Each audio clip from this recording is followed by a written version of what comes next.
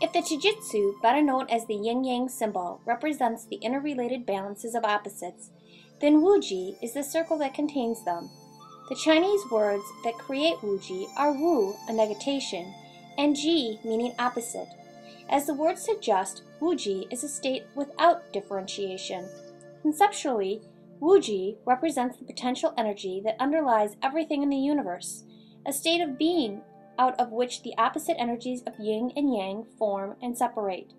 Out of Wuji, opposing energies emerge and form, interact with each other, and then eventually reconnect, settling back down into a state of oneness. That oneness of potential energy is Wuji. Wuji is not only a concept in Chinese thought, it is also a stance used in Qigong. In Qigong practice, Wuji is a state of readiness that is yet to form intent.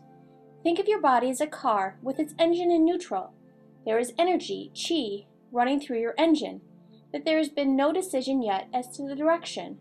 When you shift gears and decide to move, when you have created intent, thinking, I will now go forward, then you have left Wuji.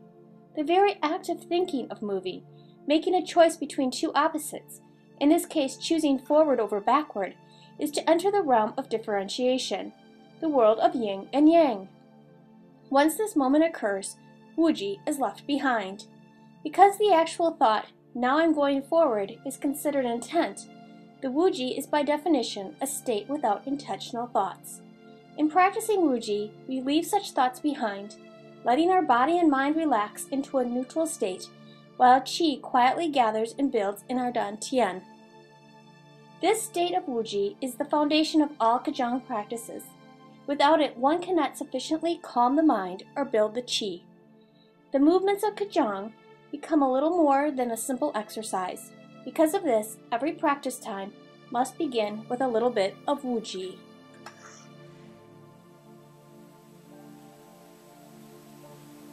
Bring our hands forward. Fingers are still pointing up so that they come to about shoulder height, shoulder width apart, palms facing forward, fingers pointing up. Relax and take a breath. And relax. Over the last 6 weeks, I have been taking a Qigong class at the Heartland Rec Department. Our instructor, trained in the Buddhist version of Qigong, has been an instructor at the Shaolin Center in Waukesha, Wisconsin for the last 5 years. She claims she is not an expert in this area, but to me she is, and I am the novice. A novice who is trying to understand terminology, movements, and concepts that relate to the aspects of this 4,000-year-old practice. Being a newcomer to this community, I feel very much on the peripheral, trying to understand the relationships of the heavens, earth, and the individual. The importance of the 3 Dantian and pathways in which Qi gathers and leaves through various gates. This has been a very difficult lens to see through and comprehend over the past weeks. My class environment is very much knowledge-centered. Our instructor does an excellent job of balancing the explanation behind the exercise and ways to remember the steps to the exercise so that we can apply them outside the classroom. Within this type of environment, it is helping me to connect my prior knowledge of deep breathing and slow movements to new exercises of longevity and muscle tendon change.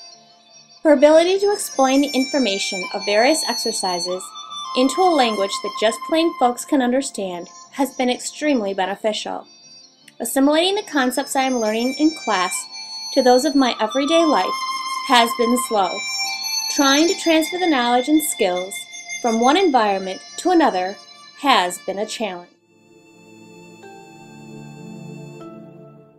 Searching the internet for information or watching how-to videos has not really helped me learn Qigong. I feel I need to take the constructionist approach and learn by doing, and I have only just begun. Since we have spent our lives acting in a yin-yang sort of way, it takes a bit of time to learn how to relax into a neutral oneness. Don't be bothered if your first attempts at Wuji are not the calm and centered meditative state you wish them to be. With each new day of practice, Wuji becomes easier. Bit by bit, things that seem difficult at the start will become second nature, and soon enough those difficulties will be forgotten. Only Wuji will remain.